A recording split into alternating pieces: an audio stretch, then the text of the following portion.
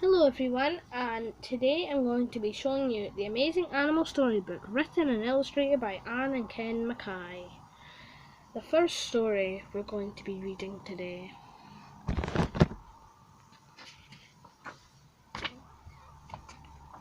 The Elephant in the Paper Bag.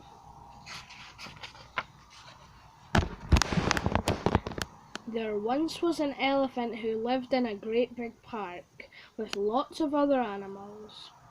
Although he was very happy there, he longed to see the world outside. "Don't you go outside," cried the other elephant. "You might get lost." "I'll ask the giraffes what is outside the park gates," he thought to himself, "as they are the tallest animals in the world and can see over the gates. They must know." But the giraffes told him not to be so nosy.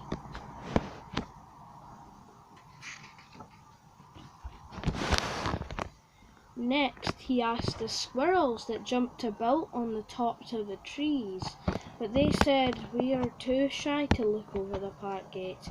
"I must go outside," said the elephant, "but what shall I do if anyone sees me? Where shall I hide, as I am rather big?"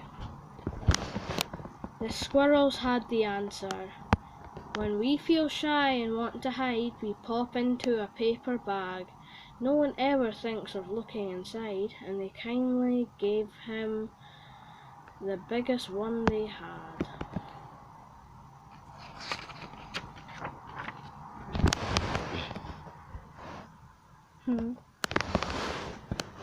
Off went the elephant with the paper bag perched on his trunk. At the park gates he hid among some tall pine trees, his legs blended in with the tall trunks. "Look!" gasped one of the keepers. "There's a paper bag in that tree. How did it get up there?" He fetched a ladder, climbed up and snatched it off the elephant's trunk. Ooh! The keeper never even noticed the elephant. He opened the park gate and threw the bag in the bin outside. "I will not have litter in my nice clean park," he muttered. Meanwhile, the elephant crept out of the park unnoticed. The squirrels were right. "We're right," giggled the elephants. "Hiding in a paper bag really works. The keeper didn't see me at all, so he picked the bag out of the bin and went off down the road."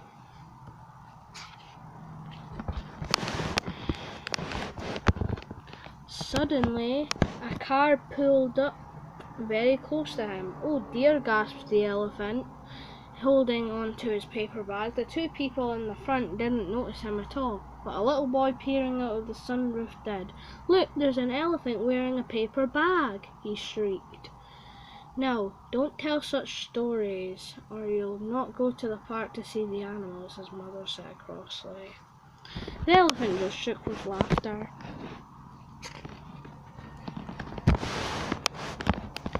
He walked on until he came to a house. Three men were sitting on the roof mending the tiles. The elephant crept past on tiptoe. He was sure they would see him. One of the men rubbed his eyes. "There's an elephant," he gasped, "and he's carrying a paper bag." "I expect he's brought your sandwiches," joked the other two men. They laughed so much they almost fell off the roof.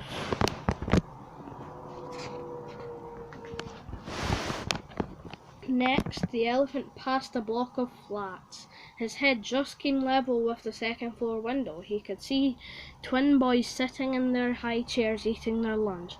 "Ella!" screamed one child. "Fant!" yelled the other. But all their mother could see was the bag hanging on the elephant's tail as he walked by. She went wild with delight. "You said your first word, boys." But it wasn't an elephant. It was paper bag.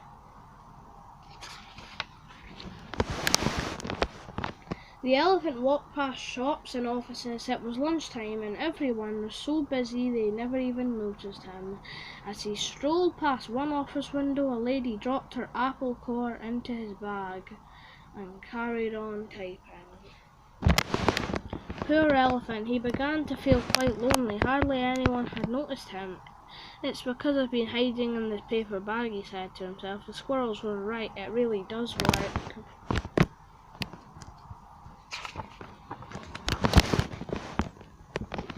As he turned the corner, he stepped into the city square, which was full of people and television cameras. The television crew were standing round the fountain interviewing the mayor for evening news. Great, thought the elephant. Now's my chance to get on TV. Quickly, he pushed and nudged his way to the front. Can you believe it? Not one person noticed him.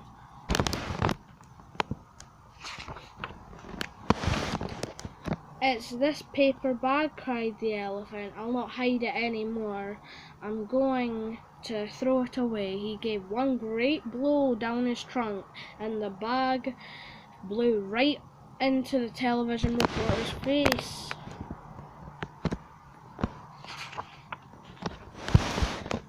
The reporter grabbed the cameraman, who grabbed the man with light, and the whole television crew fell splash into the fountain, and every bit of the recording was ruined. Not really the best day for the elephant. There will be no television news tonight, shouted the onlookers, so they all rushed home to see what would happen instead. Time I went home too, said the elephant, running through the streets unnoticed. He reached the park quite out of breath. The gates were wide open, the keepers were nowhere to be seen. The elephant tiptoed up to their little hut.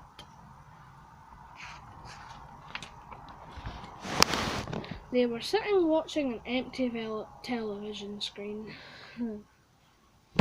There will be no TV news tonight, all because of a paper bag. A strong gust of wind blew it into our interviewer's face. The whole TV crew fell into the fountain.